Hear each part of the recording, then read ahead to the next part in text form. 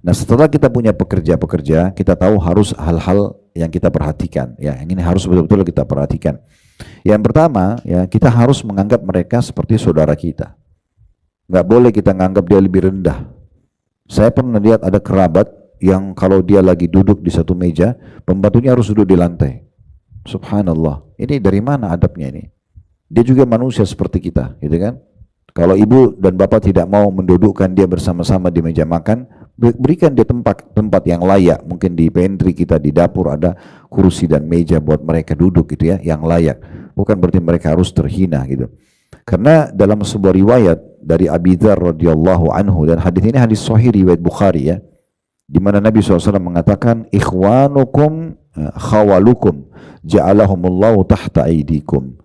Saudara kalian yang telah Allah jadikan sebagai pembantu-pembantu kalian, yang membantu kalian menyempurnakan tugas-tugas kalian, itu adalah saudara-saudara kalian. Allah jadikan mereka di bawah kekuasaan kalian. Jadi memang kita harus, di sini Nabi SAW menyebutkan saudara-saudara kalian. Kita harus menganggap mereka seperti saudara. Dan umumnya asisten rumah tangga, sopir, siapa saja, kalau mereka rasa dimanusiakan, itu akan lebih betah. Tapi kalau kita tidak manusia kan mau betah bagaimana? Akhirnya gonta-ganti terus dan tidak akan pernah ada yang cocok karena kita arogansi.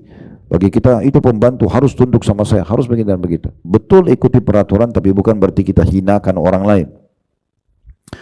Kemudian yang kedua, kita memberikan tugas yang tidak boleh melampaui batas kemampuannya. Ini juga penting sekali ya. Seperti misalnya kita mengatakan, naudzubillah, mudah-mudahan tidak ada, tapi ada yang mengatakan misalnya, saya kan sudah bayar, terserah harus begadang lah. Ya, harus begini dan begitu. Padahal sebenarnya manusia juga biasa, normal. Normalnya manusia kerja itu 8 sampai 10 jam per hari. Di pembantu rumah tangga oke lah kalau misalnya ada sedikit lebih, tapi juga kita tahu orang keluarkan energinya, berikan makanan yang layak, berikan tempat tidur yang layak gitu kan, waktu istirahat yang cukup ya. Kita muliakanlah, kita berbicara yang tutur kata yang baik. Boleh nggak saya dibantu ini dan itu misalnya. Itu bagian daripada syariat. Beranjak daripada hadits Abi Dzar radhiyallahu anhu, diriwayatkan oleh Bukhari juga, di mana Nabi SAW mengatakan, janganlah kalian membebani para orang-orang yang membantu kalian itu melampaui kapasitas mereka.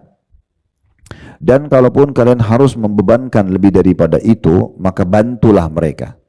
Misalnya ibu juga terjun di dapur, bantu juga misalnya kalau tiba-tiba ada tamu datang ramai. Tapi kita berbicara dengan baik, tidak boleh kita bilang, kamu kan sudah saya gaji. Ada tamu kamu harus begitu dan begitu dengan omongan kasar. Ini semua bertolak belakang dengan adab syar'i ya. Jadi harus betul-betul kita tidak boleh membebankan di atas kemampuannya. Jangan kita menganggap dia itu seperti robot yang bisa bekerja setiap saat.